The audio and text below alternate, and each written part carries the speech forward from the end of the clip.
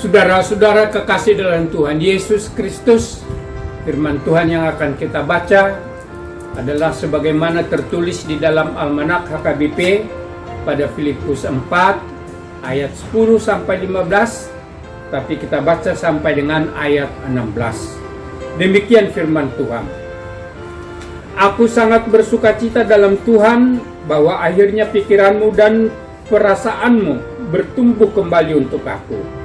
Memang selalu ada perhatianmu, tetapi tidak ada kesempatan bagimu.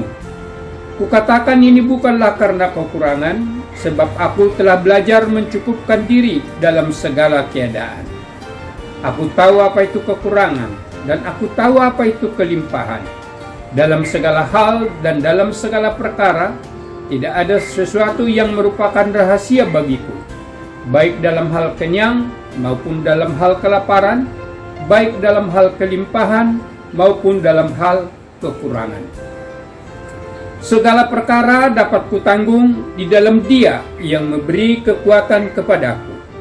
Namun baik juga perbuatanmu, bahwa kamu telah mengambil bagian dalam kesusahanku. Kamu sendiri tahu juga, hai orang-orang Filipi, pada waktu aku baru mulai mengabarkan Injil, ketika aku berangkat dari Makedonia, tidak ada satu jemaat pun yang mengadakan perhitungan hutang dan piutang dengan aku selain daripada kamu. Ayat 16. Karena di Tesalonika pun kamu telah 1-2 kali mengirimkan bantuan kepada aku. Demikian firman Tuhan. Saudara-saudara kekasih dalam Tuhan Yesus Kristus, nats ini memuat pernyataan Paulus bahwa dia mengucapkan syukur kepada Tuhan atas keberhasilan penginjilannya di daerah Filipi. Sebagaimana kita tahu bahwa Paulus yang semula bernama Saulus adalah pejabat pemerintah Romawi yang mengejar-ngejar bahkan membunuh pengikut-pengikut Kristus. Tetapi karena kuat kuasa roh Tuhan, maka dia berbalik menjadi pengikut Kristus yang sangat setia, bahkan menjadi penginjil yang paling efektif sepanjang sejarah. Paulus mengunjungi banyak daerah untuk memberitakan firman Tuhan. Kemudian dia menuliskan surat-surat penggembalaan kepada jemaat-jemaat yang telah dibangunnya, kepada jemaat-jemaat yang telah dikunjunginya.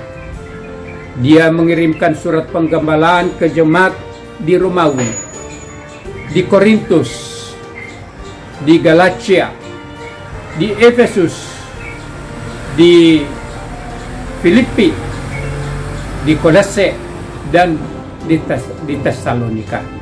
Surat-surat penggembalaan itulah begitu pentingnya, bahkan dia sekarang ini menjadi bagian dari Alkitab, bagian dari firman Tuhan yang patut kita baca untuk mengetahui rahasia kerajaan Tuhan dan untuk membangun iman percaya kita kepada Kristus sebagai juru selamat kita. Seperti tadi saya kemukakan bahwa nats ini adalah merupakan pernyataan ucapan terima kasih Paulus atas keberhasilan penginjilannya. Wujud dari keberhasilan penginjilan Paulus itu dapat kita lihat di dalam 2 hal. Yang pertama, bahwa jemaat di Filipi bertumbuh dengan baik. Anggotanya bertumbuh dengan baik. Iman percaya mereka berkembang dengan baik. Mereka hidup bertolong-tolongan. Mereka hidup di dalam damai sejahtera. Wujud yang kedua ialah bahwa jemaat Filipi selalu mengingat hamba Tuhan yang telah membawa firman Tuhan kepada mereka. Mereka selalu mengingat Paulus. Bahkan mereka ikut mendukung kebutuhan-kebutuhan Paulus, terutama di dalam pemberitaan firman Tuhan. Dan sebagaimana tadi dikemukakan, waktu Paulus di Tesalonika, maka beberapa kali jemaat di Filipi, mengirimkan bantuan mereka. Nah, sekarang apa yang dapat kita simak dari firman Tuhan ini? Yang pertama tentu kita dapat ambil makna dengan meneladani Paulus. Paulus yang semula adalah pengejar-pengejar atau pembunuh pengikut Kristus, berubah menjadi pengikut Kristus yang sangat setia. Jadi kita pun dari segala keberadaan kita, apakah kita memang selama ini sudah ikut Kristus dengan setia? Apakah kita masih suam-suam kuku atau bahkan kurang peduli dengan hal itu? Maka sekarang firman Tuhan memanggil kita supaya menjadi pengikut Kristus yang setia. Dan sebagai pengikut Kristus yang setia, seperti yang dilakukan Paulus, harus tekun dan rajin melakukan penginjilan. Mungkin kita tidak harus seperti Paulus secara full time atau penuh waktu untuk menjadi penginjil, tetapi kita dapat mengambil bagian dalam beberapa hal. Yang kedua, kita dapat meneladani jemaat Filipi, yaitu mengucapkan syukur kepada hamba-hamba Tuhan yang telah membawa berita keselamatan kepada mereka. Dan yang kedua, mendukung kebutuhan-kebutuhan dari para penginjil, mendukung upaya-upaya yang dilakukan oleh para penginjil. Saudara-saudara kekasih dalam Tuhan Yesus Kristus, banyak hal yang dapat kita lakukan. Banyak alternatif yang terbuka untuk kita masing-masing. Mungkin kita yang pertama dapat menyediakan diri kita langsung menjadi penginjil seperti yang dilakukan oleh beberapa orang. Tetapi karena satu dan lain hal, kalau kita sudah profesi yang tertentu, maka kita dapat mendukung upaya-upaya penginjilan itu. Antara lain misalnya, kita dapat memberikan beasiswa kepada mereka yang sudah menyatakan diri atau berkomitmen menjadi penginjil. Kita dapat juga mendukung penginjilan dengan memberi dukungan perbelanjaan dari para penginjil itu.